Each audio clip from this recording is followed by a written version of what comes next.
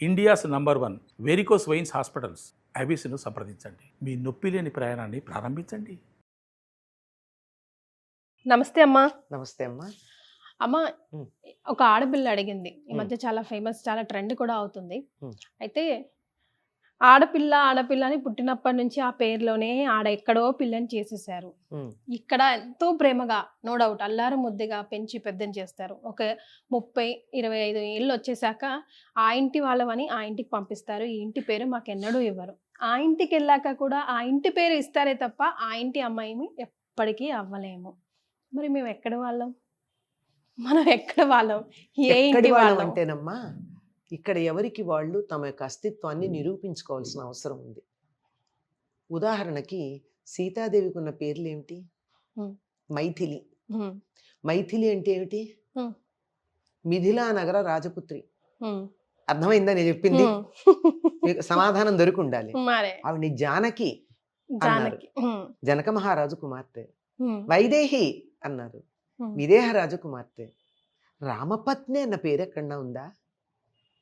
లేదే. ఉమ్. రాముడికైతే సీతాపతి అని ఉంది, ఉమ్. అంతే కదా? సీతాపతి కరెక్ట్.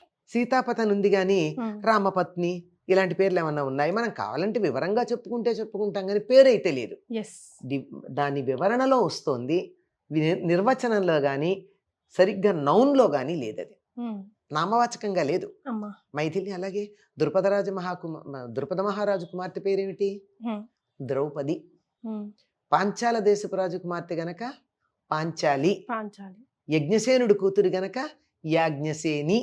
కానీ ఈ రోజుల్లో ఎక్కడ అది చెప్తున్నా, వాళ్ళు వాళ్ళ వ్యక్తిత్వాలను అలా నిలబెట్టుకున్నారు. నీ వ్యక్తిత్వాన్ని నువ్వు ఎలా నిలబెట్టుకుంటావు అన్న దాన్ని బట్టి ఉంటుంది. ఇంటి పేరు మార్చుకోవడం అన్నది అవసరమైన పని కాదు. పెళ్ళైన తర్వాత ఇంటి పేరు మారదమ్మా. మార్చుకోవాల్సిన పనేముంది? గోత్రనామాలు అన్ని మారుతాయి. గోత్రం మారుతుంది కానీ ఇంటి పేరు మారదు. గోత్రం మారుతుంది. ఎట్లాగో గోత్రం మారినప్పుడు ఇంటి పేరు మార్చుకోవాల్సిన పనే ఉందమ్మా. హాయిగా మనం ఈ పేర్లు పెట్టుకోవచ్చు. ఎందుకు మార్చుకోనక్కర్లేదని చెప్తున్నానంటే, టెక్నికల్లీ చాలా ఇబ్బంది. నీ పూర్వం ఎస్ఎస్సి, మాకు ఎస్ఎస్ఎల్సి సర్టిఫికేట్ ఉండేది, ఇప్పుడు ఎస్ఎస్సి సర్టిఫికేట్ ఉంది, తర్వాత బర్త్ సర్టిఫికేట్ ఉంది. పెళ్లికి ముందే నీకు పాస్పోర్ట్ ఉండొచ్చు, ఈ పెళ్లికి ముందే ఉద్యోగం చేస్తే నీకు పాన్ కార్డు ఉండొచ్చు, ఆధార్ కార్డు ఉండొచ్చు. వీటన్నిట్లో మార్చుకోవడం ఎంత కష్టమమ్మా. అలా ఉంచుకోండి. That's only on technical. పైకి చట్టం వేరు, ధర్మం వేరు, తేడా ఉంది. ధార్మికంగా నువ్వు ఆ ఇంటి నుంచి వచ్చి ఈ ఇంటి వారి యొక్క డిఎన్ఏని కొనసాగించబోతూ ఉన్నావు గనక, డిఎన్ఏని కూడా అనడానికి వీల్లేదు, ఈ ఇంటి వారి యొక్క వారసత్వాన్ని కొనసాగించడానికి క్షేత్రం అయ్యావు గనక నీ గోత్రం మాత్రమే మారుతుంది. ఈ ఇంటి పేరు మార్చాల్సిన పని లేదు. నిర్మలా సీతారామన్ గారు ఎలా ఉన్నారమ్మా?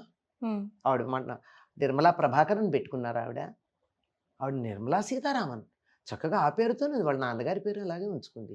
ఇంటి పేరు కావాలంటే మార్చుకుంటారు, లేదా గోత్రం మారుతుంది కొన్ని సందర్భాల్లో.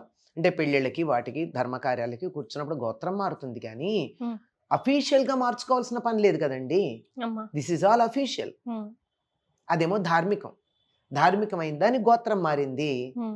అఫీషియల్గా ఉన్నదానికి ఈ తిప్పలన్నీ పడే బదులు కావాలంటే వైఫ్ ఆఫ్ XYZ అని రాసుకోండి, అంతేగాని ఇంటి పేరు మార్చుకోవాల్సిన పని లేదు. అక్కడ 30 ఏళ్ళేగా ఉంది, ఇక్కడ మిగతా 70 ఏళ్ళు ఉండాలిగా అంటారు. ఉంటే ఉండనండి. ఆ పేరుతో ఇంటి పేరు మారకపోతే నీకు నష్టం ఏమిటిట? నష్టమేం లేదు. ఇప్పుడు నా ఇంటి ఉదాహరణకి నేను చెప్తానమ్మా, నా ఇంటి పేరు మారలేదు, నేను మార్చుకోలేదు కాదు, మార్చుకోనక్కర్లేదని చెప్పారు నాకు మా పెద్ద మనిషి. గోత్రం మారింది కదా, ఇంటి పేరు ఎందుకు మార్చుకుంటూ ఇన్ని సర్టిఫికెట్లలో ఎక్కడ మారుస్తావన్నారు. కొంచెం వైజ్గా ఆలోచిస్తే ఇవన్నీ అర్థమవుతాయి.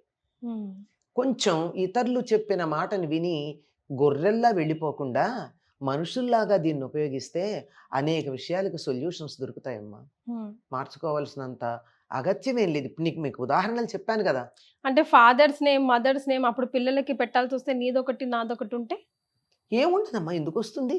తండ్రి ఇంటి పేరు పిల్లలకు వస్తుంది, తల్లి ఇంటి పేరు రావాల్సిన పని లేదు. కావాలని ఉంచుకున్న వాళ్ళు కొంతమంది ఉన్నారు, అది కూడా ఉన్నారు. తల్లి పేరు ఉంచుకున్న వాళ్ళు ఎంతమంది లేరు? గౌతమి పుత్ర శాతకర్ణి, వాసిష్ఠీ పుత్ర శాతకర్ణి, వాళ్ళు పెట్టుకున్నారు కదా. కౌసల్య సుప్రజారామ, దశరథ సుప్రజారామ అనలేదు. అవునమ్మా.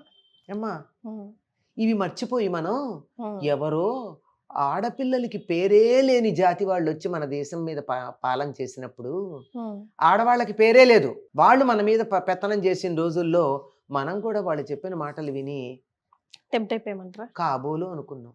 మనకి తెలియదుగా. చిన్నప్పుడు అమ్మాయి మిస్ జాన్, పెద్ద అయ్యాక మిస్సెస్ పీటర్. అసలు పేరేమిటుంది? ఇంట్లో తల్లికి ఏమన్నా తెలిసేమో కానీ బయట ప్రపంచానికి ఆ అమ్మాయి పేరు తెలియనే తెలియదు. ఇలాగే మిస్ ఎక్స్, మిస్సెస్ వైగానే పరిచయంలో ప్రపంచానికి పరిచయం. అటువంటి సంస్కృతిని చూసి మనం పేర్ల చివర భర్త పేరు పెట్టుకోవడం ఒక స్టైల్గా కొంతకాలం పెట్టుకున్నాం. నీ పేరు చివర మీ భర్త పేరు పెట్టకపోతే నిన్ను ఫలానా వారి భార్య అనరా? ఆ పేరు పెట్టుకుని కూడా చేసే పెద్ద పెద్ద ఘనకార్యాలు ఉండనే ఉన్నాయిగా మనకి. పేరుకి తనకి కూడా చెడ్డ పేరు తెచ్చేవి దాని బదులు కాదు. చేత మన సంప్రదాయంలో, మన సంస్కృతిలో ఇలాగా ఇంటి పేరు మార్చుకుని తీరాలన్న నియమం లేదు. ఎందుకు లేదంటే ఇంటి పేరు మనకే ఉంది, ఒక తెలుగు వాళ్ళకే. మిగిలిన వాళ్ళకు ఉండేది వాళ్ళ వంశనామం ఉంటుంది. ఉత్తర దేశానికి వెళ్ళినట్టయితే త్రివేది, చతుర్వేది అలాంటివి ఉంటాయి, ద్వివేది. అవి వాళ్ళ వంశం, వాళ్ళ చదువుకున్న చదువు, వాళ్ళ వ్యవహారాలు బట్టి ఉంటాయి. మనకు ఉండేది ఒక గ్రామనామాలు ఉంటాయి మనకన్నీ ఎక్కువగా. ఒక గ్రామం ఏర్పడినప్పుడు ఆ గ్రామంలో ఒక బ్రాహ్మణ కుటుంబం, ఒక వైశ్య కుటుంబం, ఒక కుమ్మరి, ఒక కమ్మరి. అంటే ఈ పేర్లమ్మ వేరే దురుద్దేశంతో ఎవరు తీసుకోకండి, వృత్తిరీత్యా చెప్పినవి. ఎందుకంటే ఇవి కులాల పేర్లు అనుకుంటారేమో, మళ్ళీ పొరపాటు పడి దాని మీద నానాలరి అవుతుంది. అందుకని క్లారిటీ ఇస్తున్నాను. ఇది వృత్తులు. అందుకని ఒక గ్రామం ఏర్పడినప్పుడు ఈ వృత్తుల వాళ్ళందరికీ అదే ఇంటి పేరు ఉంటుంది. మీరు గమనించండి. అవునమ్మా. ఇంటి పేరు బట్టి వాళ్ళు ఏ కులం వాళ్ళో మనం చెప్పలేం. ఎందుకంటే చాలా కులాలకు ఉంటాయి. ఇలా ఏర్పడినటువంటి ఇంటి పేర్లు వ్యవహారం కోసం ఏర్పడినవి. ఇది పెద్ద ఆధ్యాత్మికం కాదు, ధార్మికం కాదు, సోషల్ నామ్ అంతే.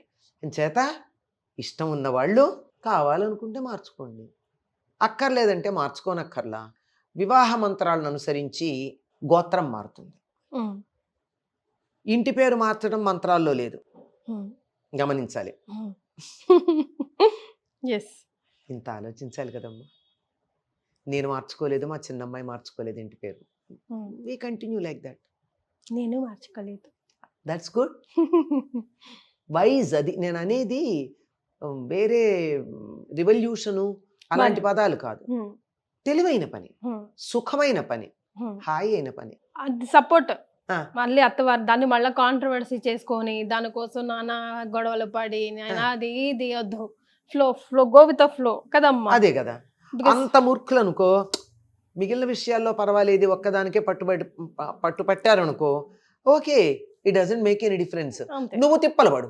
నా అన్ని సర్టిఫికేట్లలో ఉన్న పేరు మార్చడానికి ఏదో గెజెట్ నోటిఫికేషన్లు ఇవ్వాలి కదా, ఆ తిప్పలన్నీ నువ్వు పడు, నాకేం అభ్యంతరం లేదు, నేను కూర్చుంటా అని చెప్పండి. కథాయి కొంచెం జాగ్రత్తగా ఉండాలి. దీని మీద బేస్ చేసుకున్న సినిమా కూడా వచ్చింది. If I don't remember the name of the movie. Tamilian girl, she doesn't want to, I mean English వస్తుంది. ఒక తమిళ అమ్మాయి తన ఇంటి పేరు మార్చుకోను అన్నందుకు కొంచెం ప్రేమ వ్యవహారం కొంచెం చెడడం, తర్వాత కాంప్రమైజ్ అవ్వడం లాంటివి జరిగేది. గుర్తులేదు నాకేదో ఒక బిట్ గుర్తొచ్చే, ఓ ఇది కూడా సినిమాకి పాయింట్ అనుకున్నాను నేను.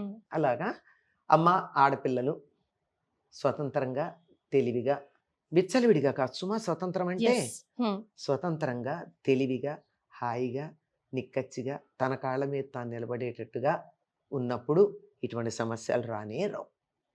థింక్ వైజ్, బీ వైజ్ అంటారు. థ్యాంక్ యూ సో మచ్ అమ్మా. నమస్కారం.